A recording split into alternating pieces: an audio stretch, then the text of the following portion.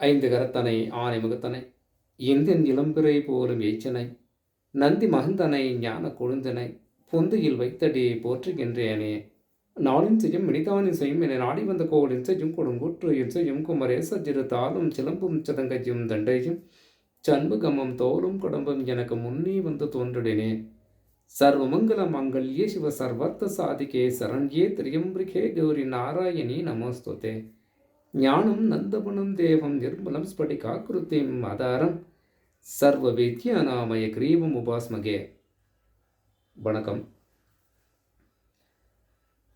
திருமணத்திற்கு தாலி கட்டும் நேரத்திற்கு லக்னம் குறிப்பது போல சாந்தி முகூர்த்தத்துக்கும் லக்னம் குறிப்பது ரொம்ப முக்கியமான ஒரு விஷயமாக உள்ளது.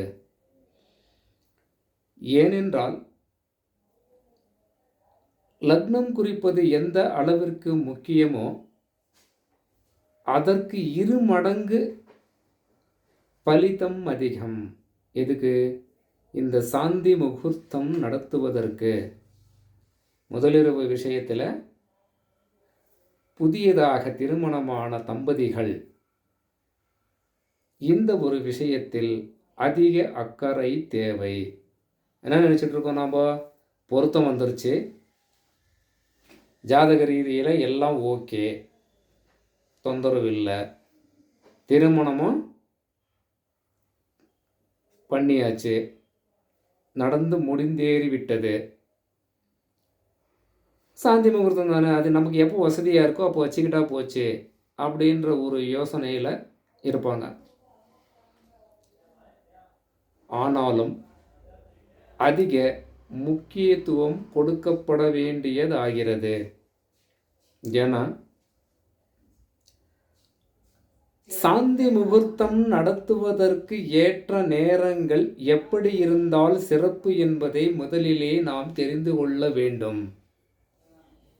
ஏன்னா கோச்சாரத்தில் சாந்தி முகூர்த்தம் நடத்துவதற்கு ஏற்ற நேர காலங்களில் கிரகங்களின் நிலைகள் எப்படி இருந்தால் சிறப்பு, அல்லது எப்படி சிறப்பு அது வேற இருக்கட்டும், எப்படி இருக்கக்கூடாது அது முக்கியம்.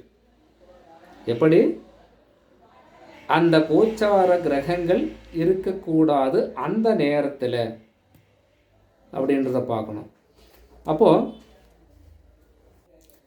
ஜாதக அமைப்பிலே சந்திரனுக்கும் சூரியனுக்கும் 7ஆம் இடத்திலே சனி பகவானும் செவ்வாயும் இணைந்திருக்கின்ற காலங்களிலே சாந்தி முகூர்த்தம் நடத்துவது தவிர்க்கப்பட வேண்டியதாக இருக்கிறது.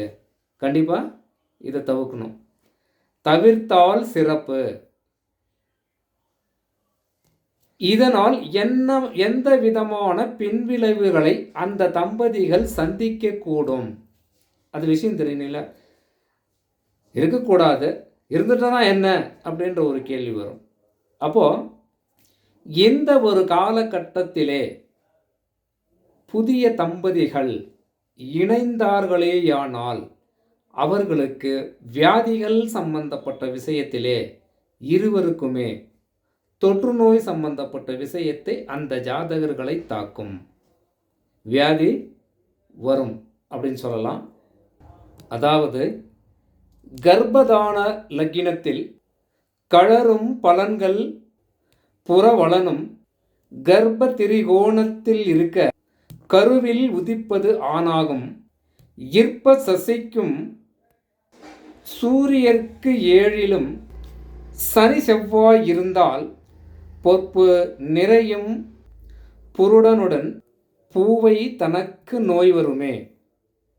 இந்த பாடல் மிக எளிதாக புரியும்படி நமக்கு இந்த சாந்தி முகூர்த்தத்தை பற்றி விளக்கமாக இந்த பாடல் கூறியுள்ளது. அதே போல வரும் சூரியருக்கு முன் 4ல் 2ல் மந்தன் செவ்வாயும் தெரிந்தே கூடும் வேலையினில் சேர்ந்தார்க்கு அரிட்டம் செழுமதிக்கும் 12ல் முன்னான்கில் பங்கு பாதன் குசன் கூடி இருந்தபோது அரிட்டம் எய்திடுமே. இந்த முறையிலே இந்த பாடல் இந்த சாந்தி முகூர்த்தத்தை பற்றி மிக தெளிவாக கூறியிருக்கிறது. என்ன சொல்ல வருது? இந்த சாந்தி முகூர்த்த வேளையிலே ஜாதக அமைப்பில் சூரியனுக்கு 12ஆம் இடத்திலும் 2ஆம் இடத்திலும், அதாவது அந்த சூரியன் நிற்கிற முன்னும் பின்னும், முன்னாடியும் பின்னாடியும் கணக்கு, அதாவது 12-1 இப்படி தான் நாம் அதை பார்க்கணும், எடுக்கணும். இந்த 2 இடங்களிலே சனியும் அல்லது செவ்வாயும் முன்ன பின்ன இருக்கலாம், சேர்ந்தும் இருக்கலாம், சொல்ல முடியாது. அந்த காலநிலைக்கு ஏற்றது போல இருக்கும். நாம் இப்படி தான் இருக்கணும்னு சொல்ல முடியாது.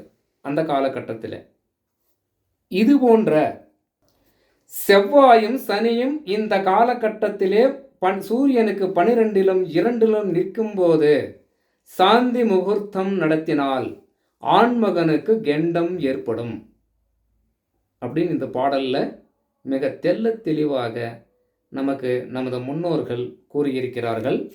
அதே போல சந்திரனுக்கு எப்போ அந்த ஒரு சாந்தி முகூர்த்தம் நடத்தக்கூடிய காலங்களிலே கோச்சாரத்தில் உள்ள அந்த நேரத்திற்கு சந்திரனுக்கு இருபுறங்களிலும், அப்போ 12-1 இருபுறங்களும் முன்னாடி, அதாவது நின்ற சந்திரன் நின்ற 2 அல்லது 12 அப்படி எடுத்துக்கணும்.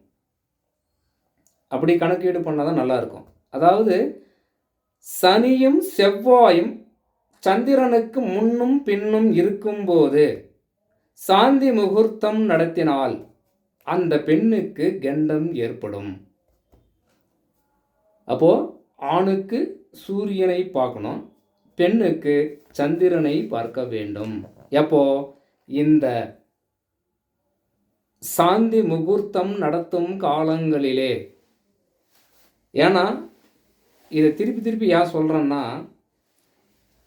90% அன்பர்கள் முகூர்த்தம் நடத்துவதற்கு மட்டுமே அதிக முக்கியத்துவம் கொடுத்து பல ஜோதிடர்களை அணுகி, ஒருவருக்கு 4 ஜோதிடரை அணுகி லக்னம் கட்டுறாங்க, முகூர்த்தம் வைக்கிறாங்க. அதிலும் பலர் அதிக குளறுபடிகளோடு தான் வைக்கிறார்கள். அதில் நிறைய ஃபார்மாலிட்டி இருக்குது.